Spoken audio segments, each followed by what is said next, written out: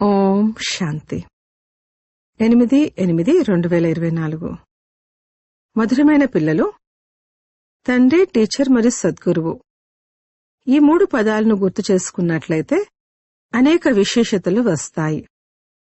ప్రశ్న: ఏ పిల్లల యొక్క ప్రతి అడుగులో పద్మాల రెట్ల సంపాదన జమ అవుతూ ఉంటుంది? జవాబు: ఎవరైతే తమ ప్రతి అడుగును సేవలో ముందుకు వేస్తూ ఉంటారో వారే పద్మాల రెట్ల సంపాదన జమ చేసుకుంటారు. ఒకవేళ బాబా సేవలో అడుగులు వేయకపోతే పద్మాలను ఎలా పొందుతారు? సేవయే అడుగులలో పద్మాలనిస్తుంది. దీని ద్వారానే పద్మాపదం పతులుగా అవుతారు. రెండవ ప్రశ్న: ఏ రహస్యాన్ని తెలుసుకున్న కారణంగా పిల్లలు అయిన మీరు సర్వులకు కళ్యాణకారులుగా అవుతారు? జవాబు: బాబా పిల్లలైన మనకు ఈ రహస్యాన్ని అర్థం చేయించారు. అందరిది ఇదొక్కటే దుకాణం, అందరూ ఇక్కడికి రావాల్సిందే. ఇది చాలా గుహ్యమైన రహస్యం. ఈ రహస్యాన్ని తెలుసుకున్న పిల్లలే సర్వులకి కళ్యాణకారులుగా అవుతారు. ఓం శాంతి. ఆత్మిక తండ్రికి చెందిన ఆత్మిక పిల్లలు ప్రతి ఒక్కరికి ఇదైతే తెలుసు. బాబా మనకు తండ్రి కూడా, టీచర్ కూడా మరియు సద్గురువు కూడా. పిల్లలకు ఇది తెలుసు. తెలిసినప్పటికీ కూడా గడియ గడియ మర్చిపోతారు. ఇక్కడ ఎవరైతే కూర్చున్నారో వారికి తెలిసే ఉంటుంది కదా, అయినా కాని మర్చిపోతారు. ప్రపంచంలోని వారికైతే ఏమాత్రం తెలియదు. తండ్రి అంటారు, కేవలం ఈ 3 పదాలు గుర్తున్నా సరే ఎంతో సేవ చేయగలరు. ప్రదర్శని లేక మ్యూజియంలోకి మీ వద్దకు ఎంతోమంది వస్తారు. ఇంటికి కూడా మిత్ర సంబంధికులు మొదలైన వారు ఎంతోమంది వస్తారు. ఎవరు వచ్చినా కూడా వారికి అర్థం చేయించాలి. ఎవరినైతే భగవంతుడు అని అంటారో వారు తండ్రి కూడా, టీచర్ కూడా మరియు సద్గురువు కూడా అని. ఇది గుర్తున్నా మంచిదే. ఇంకెవరి స్మృతి రాకూడదు. ఇంకెవరిని అయితే ఈ విధంగా పిలవలేరు. పిల్లలని మీకు తెలుసు, మా బాబా తండ్రి కూడా, టీచర్ కూడా మరియు సద్గురువు కూడా. ఇది ఎంత సహజమో. కాని కొందరిది ఎటువంటి రాతి బుద్ధి అంటే ఈ 3 పదాల్ని కూడా బుద్ధిలో ధారణ చేసుకోలేరు, మర్చిపోతారు. బాబా మనల్ని మనుషుల నుండి దేవతలుగా తయారు చేస్తున్నారు. ఎందుకంటే వారు అనంతమైన తండ్రి కదా. అనంతమైన తండ్రి కావున తప్పకుండా అనంతమైన వారసత్వాన్ని ఇస్తారు. అనంతమైన వారసత్వం దేవతల వద్ద ఉంటుంది. ఈ మాత్రం గుర్తున్నా సరే ఇంట్లో కూడా ఎంతో సేవ చేయగలుగుతారు. కాని ఇది కూడా మర్చిపోయిన కారణంగా ఎవ్వరికీ ఈ విషయాన్ని చెప్పలేకపోతారు. గడియ గడియ మర్చిపోతారు. ఎందుకంటే మొత్తం కల్పమంతా మర్చిపోయి ఉన్నారు. ఇప్పుడు తండ్రి కూర్చుని అర్థం చేయిస్తారు. వాస్తవానికి ఈ జ్ఞానం చాలా సహజమైంది. ఇకపోతే స్మృతి యాత్ర ద్వారా సంపూర్ణంగా అవ్వడం. ఇందులోనే శ్రమ ఉంది. బాబా మనకి తండ్రి కూడా, శిక్షణ కూడా ఇస్తారు, వారసత్వాన్ని కూడా ఇస్తారు, పవిత్రంగా కూడా తయారు చేస్తారు. ఎందుకంటే తండ్రి పతిత పావనుడు. అందరికీ నన్ను స్మృతి చేయమని చెప్పండి అని మాత్రమే అంటారు. బాబా సేవలో కొద్దిగా కూడా అడుగులు ముందుకు వేయలేకపోతే వారు పద్మాలను ఎలా పొందుతారు? పదమపతులుగానైతే సేవ ద్వారానే అవ్వగలరు. సేవయే ప్రతి అడుగులోనూ పద్మాలను తీసుకొస్తుంది. సేవ కొరకు పిల్లలు ఎక్కడెక్కడి నుండి పరుగులు తీస్తూ ఉంటారు. ఎన్ని అడుగులు ముందుకు వేస్తారు? పద్మాలైతే వారికే లభిస్తాయి కదా. మొదట శూద్రులను బ్రాహ్మణులుగా తయారు చేయాల్సి ఉంటుందని కూడా బుద్ధి చెప్తుంది. బ్రాహ్మణులనే తయారు చేయకపోతే మరేమవుతారు? సేవ అయితే జరగాలి కదా. పిల్లలకు ఆకర్షణ కలగాలనే సేవా సమాచారాన్ని కూడా వినిపించడం జరుగుతుంది. సేవ ద్వారానే పద్మాలు లభించాయి. కేవలం ఈ ఒక్క విషయాన్ని వినిపించండి. దీని గురించి ప్రపంచంలో ఎవ్వరికీ తెలియదు. ఈ తండ్రి అనంతమైన తండ్రి, కాని ఈ తండ్రి గురించి ఎవ్వరికీ తెలియదు. కేవలం నామమాత్రంగా గాడ్ ఫాదర్ అని అంటూ ఉంటారు. వారు టీచర్ అన్న విషయమైతే ఎవ్వరి బుద్ధిలోనూ ఉండదు. విద్యార్థి బుద్ధిలో టీచర్ సదా గుర్తుంటారు. ఎవరైతే పూర్తి రీతిలో చదువుకోరో వారిని చదువుకోనివారు అని అంటారు. బాబా అంటారు, పర్వాలేదు, మీరేమి చదువుకోకపోయినా కాని మనమంతా సోదరులం, మన తండ్రి అనంతమైన వారు అన్నదైతే అర్థం చేసుకోగలరు కదా. తండ్రి ఏకధర్మ స్థాపన చేయడానికి వస్తారు. అది బ్రహ్మ ద్వారా చేస్తారు. కాని మనుషులు ఏమీ అర్థం చేసుకోరు. ఈశ్వరుడు ఒకవేళ ఎప్పుడు వచ్చి ఉండకపోతే మరి వారిని ఓ ముక్తిదాత రండి, ఓ పతితపావన రండి అని ఎందుకు పిలుస్తారు? పతితపావన్ని స్మృతి చేసినప్పుడు మరి శాస్త్రాలను ఎందుకు చదువుతారు? తీర్థయాత్రలకెందుకు వెళ్తారు? వారు అక్కడేమైనా కూర్చుని ఉన్నారా? ఎవ్వరికీ ఏమీ తెలియదు. పతితపావనుడు ఈశ్వరుడే అయినప్పుడు మరి గంగా స్నానాలు మొదలైన వాటి ద్వారా ఎవరైనా పావనులుగా ఎలా అవ్వగలరు? స్వర్గంలోకి ఎవరైనా ఎలా వెళ్లగలరు? జన్మలైతే ఇక్కడే తీసుకోవాలి. కొత్త ప్రపంచం మరియు పాత ప్రపంచం మధ్యన వ్యత్యాసమైతే ఉంది కదా. దీన్ని సత్యుగము అనేమన్నంటారా? ఇప్పుడు ఇది కలియుగం కదా. మనుషులదైతే పూర్తిగా రాతిబుద్ధిగా ఉంది. ఎక్కడైనా కాస్త సుఖాన్ని చూసినా అది స్వర్గమని భావిస్తారు. ఇది తండ్రి అర్థం చేస్తారు. తండ్రి ఏమీ నిందించరు. తండ్రి శిక్షణ కూడా ఇస్తారు. అందరికీ సద్గతిని కూడా ఇస్తారు. భగవంతుడు తండ్రి, మరి తండ్రి నుండి తప్పకుండా ఏదో ఒకటి లభించాలి. బాబా అన్న పదం కూడా ఎటువంటిదంటే దాని నుండి వారసత్వపు సుగంధం తప్పకుండా వస్తుంది. ఇకపోతే పెద్దనాన్న, మావయ్య మొదలైన వారు ఎంతమంది ఉన్నా కాని వారి నుండి వారసత్వపు సుగంధం రాదు. తండ్రి యథార్థమే చెప్తున్నారు అన్నది అంతర్ముఖులుగా అయ్యి ఆలోచించాలి. గురువు వద్ద ఆస్తి ఏమీ ఉండదు. వారి స్వయమే ఇల్లు వాకిళ్లను వదిలేస్తారు. మీరు వికారాలను సన్యసించారు. మేము ఇల్లు వాకిళ్లను వదిలేస్తామని వారంటారు. మీరేమో మేము మొత్తం ప్రపంచమంతటిలో వికారాలను సన్యసిస్తున్నాము అని అంటారు. కొత్త ప్రపంచంలోకి వెళ్లడం ఎంత సహజం. మనం మొత్తం పాత ప్రపంచమంతటినీ, తమ ప్రధాన ప్రపంచాన్ని సన్యసిస్తాం. సత్యుగం కొత్త ప్రపంచం. కొత్త ప్రపంచం తప్పకుండా ఉండేదని కూడా మీకు తెలుసు. అందరూ అంటూ ఉంటారు, కొత్త ప్రపంచాన్ని స్వర్గము అని అంటారు. కాని వారు కేవలం నామమాత్రంగా అంటారు, ఏమీ అర్థం చేసుకోరు. తండ్రి పిల్లలకి చెప్తారు, కేవలం ఇది ఆలోచించండి, బాబా మనకు తండ్రి కూడా, శిక్షకుడు మరియు సద్గురువు కూడా. వారు అందర్నీ తీసుకువెళ్తారు. పదాలు రెండే ఉన్నాయి, మన్మనాభవ. ఇందులో అంతా వచ్చేస్తుంది. కాని ఇది కూడా మర్చిపోతారు. బుద్ధిలో ఏమేమి గుర్తుంటుందో తెలియదు. లేకపోతే రోజు రాసి ఇవ్వండి, ఎంత సమయము మేము ఏ అవస్థలో కూర్చున్నాము అని. మీరు తండ్రి, టీచర్, సద్గురు ఎదురుగా కూర్చున్నారు. మరి వారే గుర్తుకు రావాలి కదా. విద్యార్థులకు టీచరే గుర్తొస్తారు కదా. కాని ఇక్కడ మాయ ఉంది. పూర్తిగా తల తిప్పేస్తుంది. మొత్తం రాజ్యభాగ్యమంతటినీ తీసుకుంటుంది. మీకు తెలియనే తెలియదు. వచ్చిందేమో వారసత్వాన్ని తీసుకోవడానికి, కాని ఏమీ లభించదు. ఇలాగే అంటారు కదా. స్వర్గంలోకైతే వెళ్తారు, కాని అదేమంత పెద్ద విషయం కాదు. ఇక్కడికి వచ్చారు, కాని చదువుకోలేదు. అయినా కాని స్వర్గంలోకైతే వెళ్తారు కదా. ఇక్కడైతే కూర్చున్నారు కదా, స్వర్గంలోకి వెళ్ళాలి. అప్పుడు ఇకేమైనా పర్వాలేదు అని భావిస్తారు. కాని అదేమి చదువు కాదు కదా. కొద్దిగా విన్నా కూడా దానికి ఫలం లభిస్తుంది.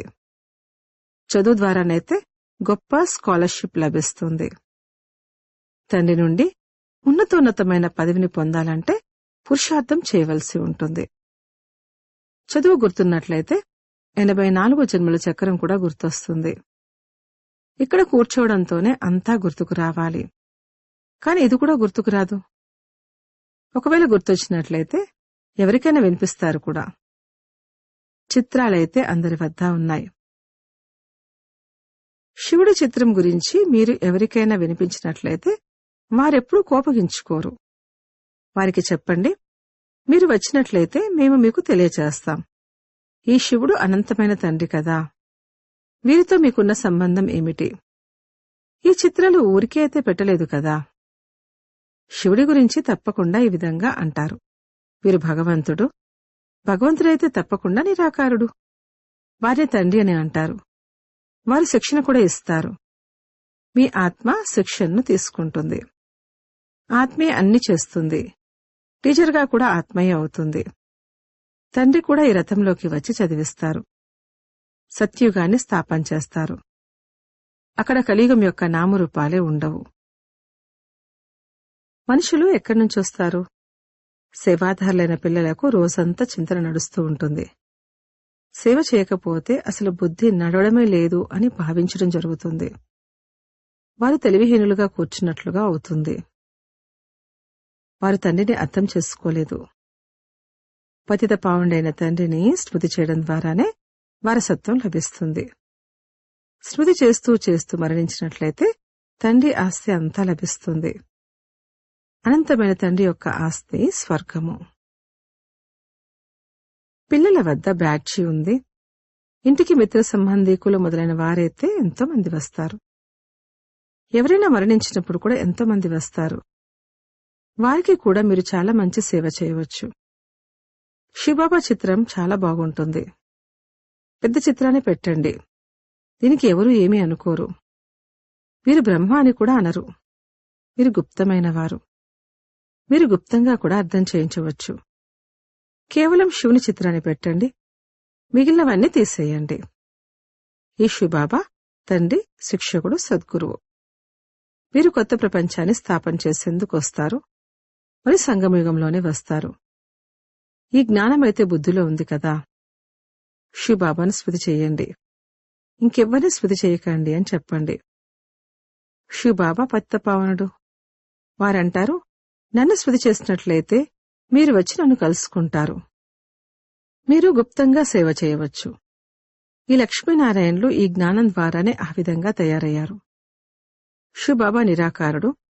వారెలా వస్తారు అని అడుగుతారు. అరే, మీ ఆత్మ కూడా నిరాకారియే, మరి అదెలా వస్తుంది? అది కూడా పైనుండి పాత్రను అభినయించేందుకు వస్తుంది కదా. ఈ విషయాన్ని తండ్రి వచ్చి అర్థం చేస్తారు. వారు ఎద్దుపైనైతే రాలేరు. అలా వస్తే ఎలా మాట్లాడగలరు? వారు సాధారణ వృద్ధ తనువులోకి వస్తారు. అర్థం చేయించేందుకు కూడా మంచి యుక్తి కావాలి. మీరు భక్తి చెయ్యరా అని ఎవరైనా అడిగితే మేము అన్నీ చేస్తాము అని చెప్పండి.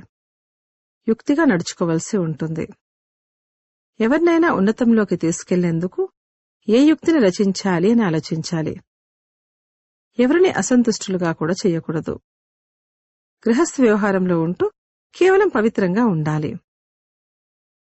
మీరంటారు, బాబా సేవ లభించడం లేదు. అరే, సేవ అయితే ఎంతో చేయవచ్చు. గంగ వద్దకు వెళ్లి కూర్చోండి. వారిని అడగండి, ఈ నీటిలో స్నానం చేయడం వల్ల ఏమవుతుంది? పావనంగా ఏమైనా అవుతారా? మీరైతే భగవంతుణ్ణి పతితపావనరండి, వచ్చి పావనంగా చెయ్యండి అని పిలుస్తారు. మరి పతితపావనుడు వారా లేక గంగనా? ఇటువంటి నదులైతే ఎన్నో ఉన్నాయి. పతితపావనుడైన తండ్రైతే ఒక్కరే. ఈ నీటి నదులైతే ఎప్పటికీ ఉంటాయి. తండ్రి పావనంగా తయారు చేయడానికి రావాల్సి ఉంటుంది. వారు పురుషోత్తమ సంగమయుగంలో వస్తారు. వచ్చి పావనంగా తయారు చేస్తారు. అక్కడ ఎవ్వరు పతితులుగా ఉండరు. దాని పేరే స్వర్గం, కొత్త ప్రపంచం. ఇప్పుడిది పాత ప్రపంచం. ఈ సంగమయుగం గురించి మీకే తెలుసు. దీన్ని ఇంకెవరూ అర్థం చేసుకోలేరు. తండ్రి అయితే అనేక రకాల సేవాయుక్తులను అర్థం చేస్తారు. బుద్ధిహీనులుగా కూడా అవ్వకండి. అమర్నాథ్ వద్ద కూడా పావురాలు ఉంటాయని అంటారు. పావురాలు సందేశాన్ని అందిస్తాయి. అలాగని పరమాత్మ సందేశాన్ని పైనుండి పావురాలు తీసుకొస్తాయని కాదు. వాటికి సందేశాన్ని తీసుకురావడం కూడా నేర్పిస్తారు. రాసిన ఉత్తరాన్ని వాటి కాళ్లకు కడితే అవి తీసుకువస్తాయి. వాటికి సహజంగా ధాన్యం లభిస్తుంది. కావున అవి ఇంకెటువైపు తిరగవలసిన అవసరం ఉండదు. మీకు కూడా ఇక్కడ ధాన్యం లభిస్తుంది. మీ బుద్ధిలో విశ్వరాజ్యాధికారం ఉంది. అది ఇక్కడి నుండి లభిస్తుంది. ఇక్కడ ధాన్యం లభిస్తుందని అవి అర్థం చేసుకుంటే దానికి అలవాటు పడిపోతుంది. మీరు చైతన్యమైన వారు. మీకు అవినాశి జ్ఞానరత్నాల ధాన్యం లభిస్తుంది. పిచ్చుకలు సాగరాన్ని మింగేశాయి అని శాస్త్రాల్లో కూడా ఉంది. ఎన్నో కథలు రాసేశారు. మనుషులు సత్యమని అనేస్తారు. మళ్లీ సాగరం నుండి దేవతలు వెలువడ్డారని, రత్నాలను పల్లాల్లో నింపుగా తీసుకొచ్చారని అంటారు. అది కూడా సత్యమే అని అంటారు. సముద్రం నుండి దేవతలు ఎలా వెలువడతారు? సముద్రంలో మనుషులు కాని దేవతలు కాని ఏమైనా ఉంటారా? ఏమీ అర్థం చేసుకోరు. జన్మ జన్మలుగా అసత్యాన్ని చదువుతూ ఉంటూ ఉంటారు. అందుకే అసత్యమైన మాయ అని అంటారు. సత్యమైన మరియు అసత్యమైన ప్రపంచానికి ఎంతగా రాత్రికి పగలుకు ఉన్నంత తేడా ఉంది. అసత్యం చెప్తూ చెప్తూ నిరుపేదలుగా అయిపోయారు. మీరు ఎంత యుక్తిగా అర్థం చేస్తారు? అయినా కాని కోట్లలో ఏ ఒక్కరి బుద్ధిలోనో కూర్చుంటుంది. ఇది చాలా సహజమైన జ్ఞానము మరియు సహజమైన యోగము. తండ్రి, శిక్షకుడు, సద్గురువును స్మృతి చేయడం ద్వారా వారి విశేషతలు కూడా బుద్ధిలోకి వస్తాయి. మిమ్మల్ని మీరు చెక్ చేసుకోవాలి. మేమందరము తండ్రిని స్మృతి చేస్తున్నామా, లేక బుద్ధి ఇతర వైపుకు వెళ్తుందా? మీ బుద్ధికి ఇప్పుడు వివేకం లభిస్తుంది. ఎంత మధురాతి మధురమైన విషయాలను తండ్రి అర్థం చేస్తారు, యుక్తులను తెలియచేస్తారు. మీరు ఎవరికైనా కూర్చొని అర్థం చేస్తే వారు మీకు శత్రులుగా కూడా అవ్వరు. శివబాబాయే మీ తండ్రి, శిక్షకుడు, సద్గురు. వారిని స్మృతి చెయ్యండి. అర్థం చేయించేందుకు యుక్తిని రచించాలి. బ్రహ్మ చిత్రం గురించి ఎంతగానో అడుగుతూ ఉంటారు. శివుని చిత్రాన్ని చూసి ఎప్పుడు హేళన చెయ్యరు. అరే, వీరైతే ఆత్మల తండ్రి కదా, కావున తండ్రిని స్మృతి చెయ్యండి. వీరి ద్వారా అనేకులకు లాభం కలుగుతుంది. వీరిని స్మృతి చేయడం ద్వారా మీరు పతితుల నుండి పావనంగా అవుతారు. వీరు అందరికీ తండ్రి. ఒక్క తండ్రి స్మృతి తప్ప ఇంకెవరి స్మృతి రాకూడదు. ఇతర సాంగత్యాల్ని తెంచి ఒక్కరితో సాంగత్యాన్ని జోడించాలి. ఎవరి కళ్యాణమైనా చేసేందుకు ఇవి యుక్తులు. తండ్రిని స్మృతి చేయలేకపోతే పావనంగా ఎలా అవ్వగలరు? ఇంట్లో కూడా మీరెంతో సేవ చేయవచ్చు. ఎంతో మంది మిత్ర సంబంధీకులు మొదలైన వారు మిమ్మల్ని కలుస్తారు. భిన్న భిన్న యుక్తులను రచించండి. అనేకుల కళ్యాణాన్ని చేయవచ్చు. దుకాణమైతే ఒకటే ఉంది కదా, ఇంకే దుకాణమూ లేదు. మరి ఇంకెక్కడికి వెళ్తారు? అచ్చా, మధురాతి మధురమైన సిక్కిలదే పిల్లలకు మాతాపిత బాప్దాదాల ప్రియస్మృతులు మరియు గుడ్ మార్నింగ్. ఆత్మిక పిల్లలకు ఆత్మిక తండ్రి నమస్తే. ధారణ కొరకు ముఖ్య సారము. 1. గృహస్థ వ్యవహారంలో చాలా యుక్తిగా నడుచుకోవాలి. ఎవరిని అసంతుష్టపరచకూడదు. పవిత్రంగా కూడా తప్పకుండా అవ్వాలి. 2. ఒక్క తండ్రి నుండి అవినాశీ జ్ఞానరత్నాల ధాన్యం తీసుకుని తమ బుద్ధిరూపీ జోలను నిండుగా ఉంచుకోవాలి. బుద్ధిని భ్రమింపచేయకూడదు. సందేశకులుగా అయి అందరికీ తండ్రి యొక్క సందేశాన్ని ఇవ్వాలి. వరదానము: అనంతమైన వైరాగ్య వృత్తి ద్వారా సర్వ మోహాల నుండి ముక్తులుగా ఉండే సత్యమైన రాజఋషి భవ. రాజఋషులు అనగా ఒకవైపు రాజ్యము, ఇంకొకవైపు ఋషి అనగా అనంతమైన వైరాగ్యం. ఒకవేళ స్వయంలో కాని, వ్యక్తుల్లో కాని, వస్తువుల్లో కాని ఎక్కడైనా మోహం ఉన్నట్లయితే వారు రాజఋషులుగా కాలేరు. ఎవరికైతే సంకల్పమాత్రంలోనైనా ఏమాత్రం మోహమున్నా వారి కాలు 2 నావల్లో ఉన్నట్లు. అప్పుడిక వారు ఇక్కడికి చెందినవారిగా ఉండలేరు, అక్కడికి చెందినవారిగా ఉండలేరు. అందుకే రాజఋషులుగా అవ్వండి, అనంతమైన వైరాగులుగా అవ్వండి. అనగా ఒక్క తండ్రి తప్ప ఇంకెవ్వరూ లేరు. ఈ పాఠాన్ని పక్కా చేసుకోండి. స్లోగన్: క్రోధము అగ్నిరూపము. అది స్వయాన్ని కూడా కాలుస్తుంది మరియు ఇతరులను కూడా కాలుస్తుంది. ఓం శాంతి.